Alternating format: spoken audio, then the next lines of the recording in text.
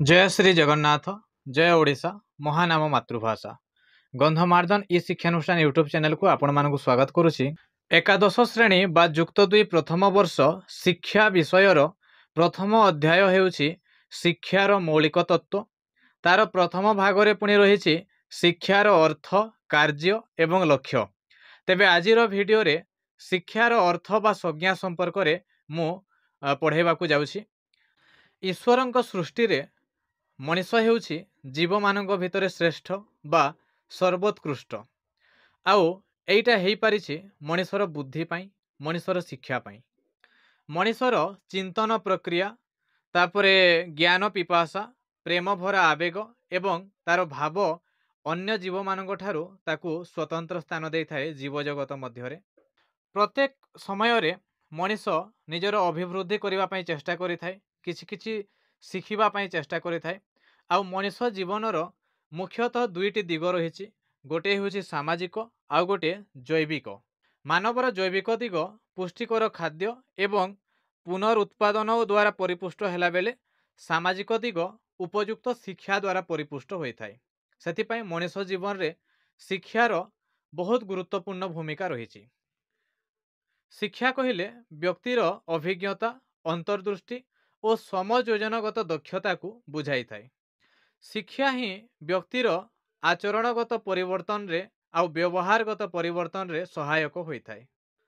संक्षेप रे कहिबाकू गले शिक्षा मनीष भितरे एमिति मानवीय मूल्यबोधर अभिवृद्धि घटाई थाए बा विकास साधन कराई थाए, जहा द्वारा मनीष जीव जगत रे श्रेष्ठ जीवर स्थान पाई पारे। एबे देखिबा प्राचीन भारतीय ग्रंथ मानकरे शिक्षा संपर्क रे कौन सब उक्ति रही अछि।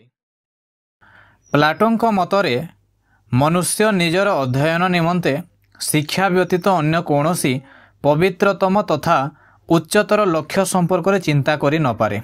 तो यही भली मत दैछन्ति प्लाटो, अर्थात शिक्षा व्यतीत अन्य कौनसी माने शिक्षा ठारू बेसी पवित्रतम बा उच्चतर लक्ष्य आउ किछि भी नाही अध्ययन करिबा पई, एटा कहउछन्ति प्लाटो। तापरे अरिस्टोटल मतरे मृत प्राणी अपेक्षा जीवंत प्राणी जेपरी उत्कृष्ट, ठीक सही भली साक्षर शिक्षित व्यक्ति निरक्षर अशिक्षित व्यक्ति ठारू उत्कृष्ट अटे। माने शिक्षार महत्व दर्शाइबाकू जाई अरिस्टोटल एही भली मत दैछन्ति, जणे मृत प्राणी ठारू जीवंत प्राणी जेमिति उत्कृष्ट, ठीक सही भली अशिक्षित निरक्षर व्यक्ति ठारू साक्षर शिक्षित व्यक्ति बेसी उत्कृष्ट बोली से कहउछन्ति। ठीक सही भली ऋग्वेद रे रही शिक्षा समस्त आलोकर उत्स अटे। यही मतटा रही ऋग्वेद रे जेते भी आलोक अच्छी सबुर उत्स होछि शिक्षा। उपनिषद अनुजाई शिक्षा माध्यम रे व्यक्ति अमरत्वर स्वाद आहरण करिथाए। ठीक सही भली श्रीमद् भगवत गीता अनुजाई धरा पृष्ठ रे सबुठारु पुण्य कर्म हेउछि ज्ञान आहरण बा शिक्षा लाभ। तो उपनिषद रे कहा जाइछि व्यक्ति शिक्षा माध्यम रे ही अमरत्वर स्वाद आहरण करिथाए, माने जे शिक्षा लाभ करि पारे से अमरत्वर स्वाद पाई पारे। ठीक सही भली श्रीमद् भगवत गीता अनुसार धरा पृष्ठ रे सबुठारु पुण्य कर्म हेउछि ज्ञान आहरण बा शिक्षा लाभ। तो एही भली उक्ति गुडी को देखिकी कहा जाय पारे जे शिक्षा हेउछि सर्वोपरि व्यक्ति, गोष्ठी, समाज और विश्वर प्रगति तथा उन्नति निमंते उद्दिष्ट। एबे देखिबा शिक्षार अर्थ। व्युत्पत्तिगत दृष्टिकोण रु एजुकेशन शब्दटी तीन गोटी लाटिन शब्द रु आसी अछि, जथा एडुकेयर, एडुसियर एवं एडुकेटम। अभिधानगत अर्थ दृष्टिकोण रु एडुकेयर कहिले शिक्षित करिबा, लालन पालन करिबा बा वृद्धि रे सहायता करिबा को बुझाई थाए। अन्य भाषा रे कहिबाकू गले एक उपयुक्त शिक्षा व्यवस्था माध्यम रे निर्दिष्ट लक्ष्य पूरण निमित्त शिशुर लालन पालन व्यवस्था को यह बुझाई थाए एडुकेयर।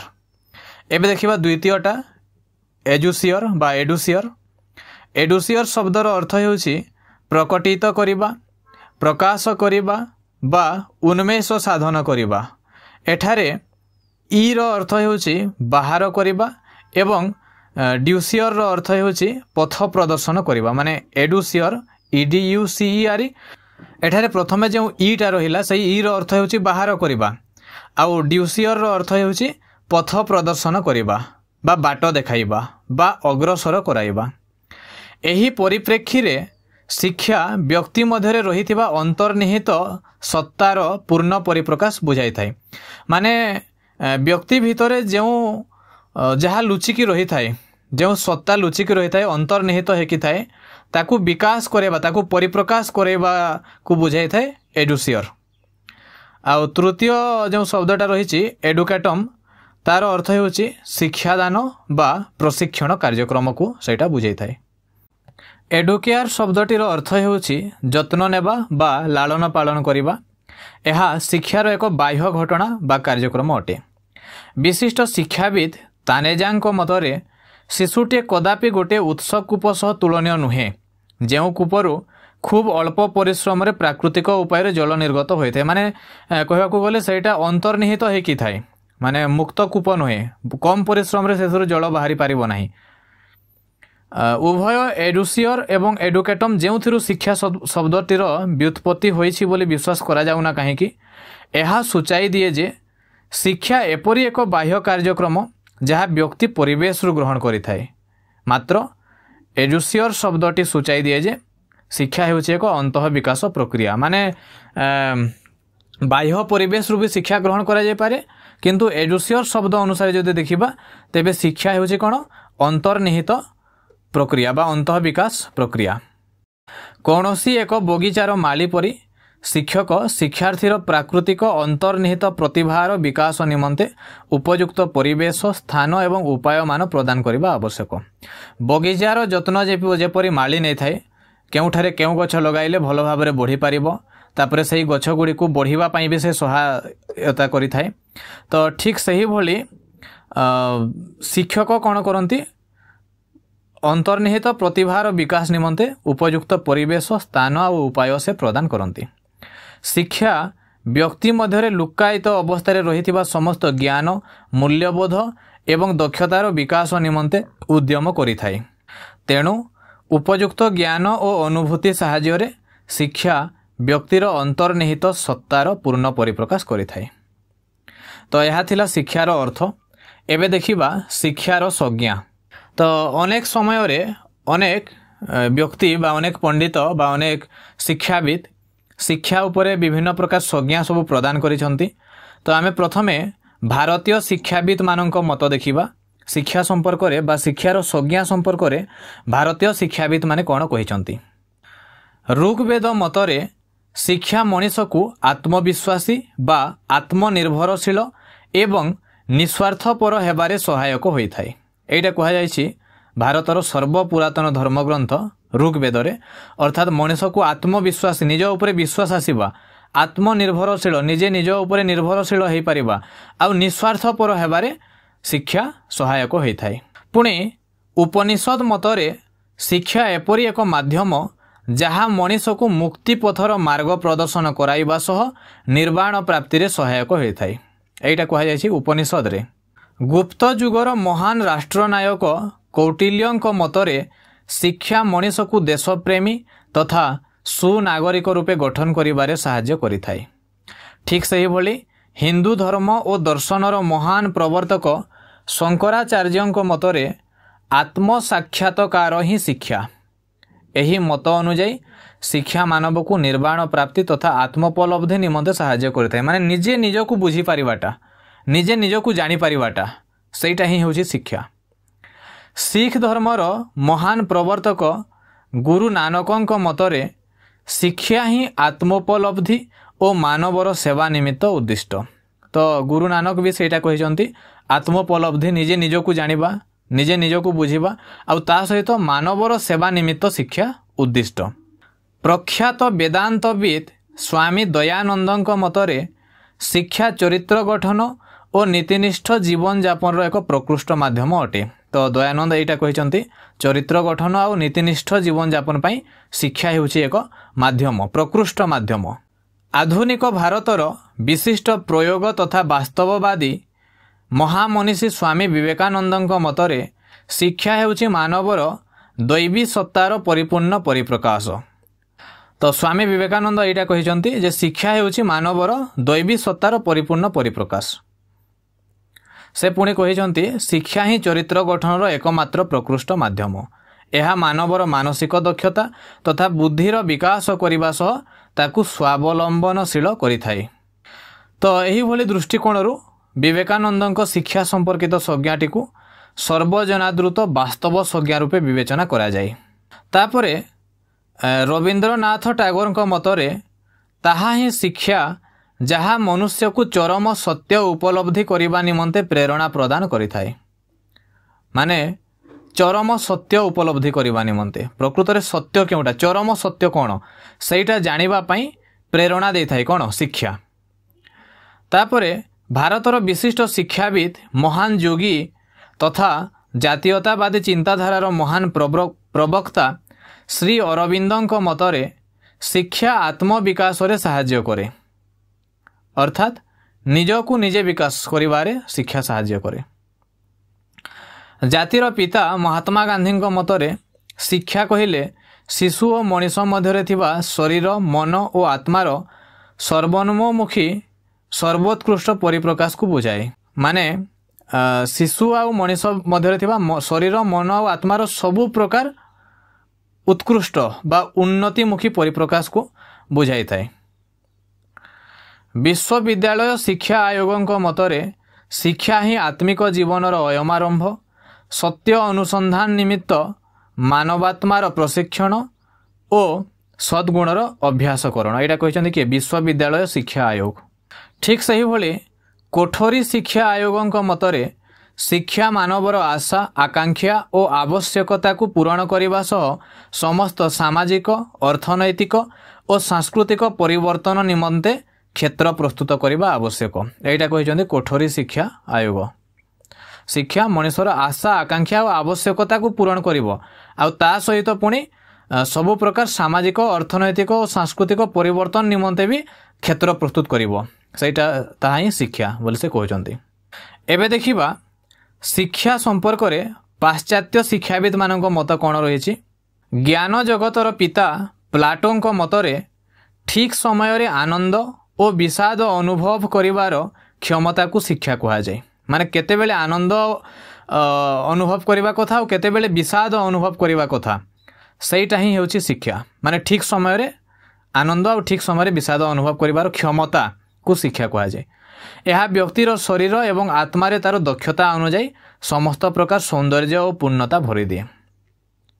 तापरे विशिष्ट दार्शनिक अरिस्टोटल का मतरे एक सुस्थ शरीर सह एक सुस्थ मन सृष्टि करबा ही शिक्षा। माने गोटे सुस्थ शरीर सहित गोटे सुस्थ मन सृष्टि करबाटा ही शिक्षा बोली कहउचंती अरिस्टोटल। पुणी से कहउचंती यह व्यक्तिर विभिन्न विभाग विशेषतः मनोशक्ति विभागर प्रभुत विकास साधन करिथाए, जहा द्वारा व्यक्ति संसारर परम मूल्यबोध सत्य शिव और सुंदर को हृदयंगम करने सह एथिरे थिबा परम सुख को उपलब्धि करिबारे समर्थ होइथाए। एही भली मत दैछंती अरिस्टोटल।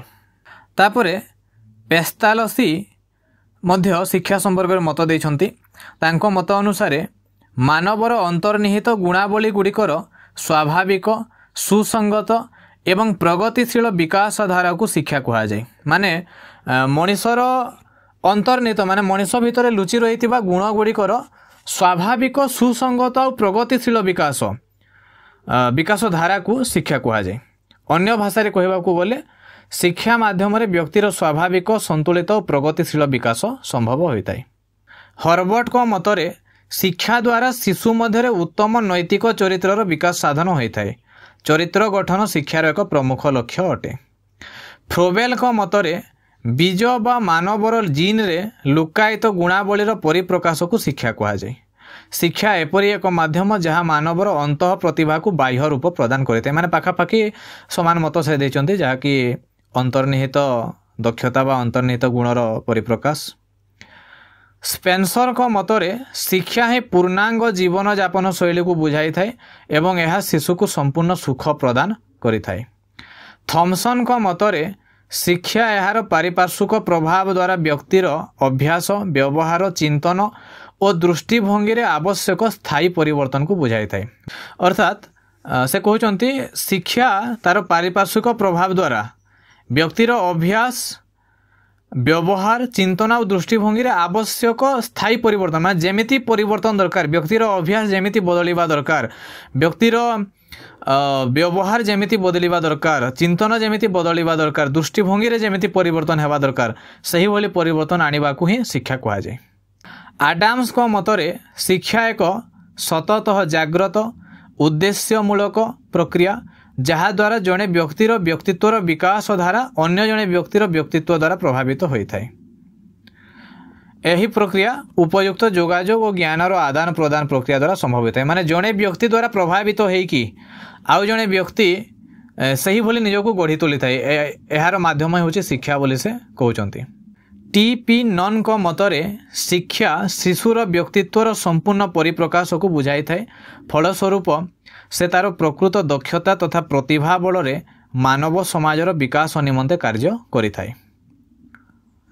जॉन डियू को मतरे शिक्षा जीवन धारणर एपरी एक प्रक्रिया जहा द्वारा अनुभूतिर निरवच्छिन्न पुनर्गठन होता है। शिक्षा शिशुर एभली किसी अंतर्निहित प्रतिभार विकास घटाए जहा द्वारा शिशुटी परिवेश उपर नियंत्रण रक्षा करने सह निजर समस्त आवश्यकता पूरण करने को समर्थ होता है। माने जॉन डियू शिक्षा को जीवन धारणर गोटे प्रक्रिया भाव में कहते आउ सेटा एमिति एक प्रक्रिया जहा द्वारा मनुष्यर अनुभूतिर निरवच्छिन्न पुनर्गठन होता है आउ शिशु निजर अंतर्निहित प्रतिभार विकास घटाई थाए जहा द्वारा से परिवेश उपर नियंत्रण रक्षा करि पारे पुणी निजर आवश्यकता पूरण करने समर्थ होता है। टी रेमंड को मतरे शिक्षा शैशवरु परिपक्व व्यक्तित्व दिगरे शिशुर एक विकास प्रक्रिया माने शैशवरु परिपक्व हेबापाई गोटे विकास प्रक्रिया होची शिक्षा। यह व्यक्ति को तार शारीरिक सामाजिक और आध्यात्मिक परिवेश सह क्रमशः विभिन्न माध्यम रे खाप खुआई चलिबा निमित्त सक्षम होता है। तापरे जे.एस. मिल को मतरे जहा व्यक्ति को तार निजत्व परिप्रकाश करिबारे सहाय्य करिबा सह असत पथरु दूरेई रखि थाए ताहा ही शिक्षा अटे। शिक्षा व्यक्तिर सद्गुणर विकास करने सह ताकू विपथगामी हेबारु वंचित करिथाए। तो यही भली भाव में विभिन्न भारतीय शिक्षाविद तथा पाश्चात्य शिक्षाविद शिक्षा उपरे निजर मतामत सब देइछन्ति। तो एगुड़िक मन रखा हेब जानिबा पाई भी आ परीक्षा पाई भी। तो परवर्ती क्लास रे पुणी प्रसंग आगक पढ़िबा। आज पाई एतिकी। धन्यवाद।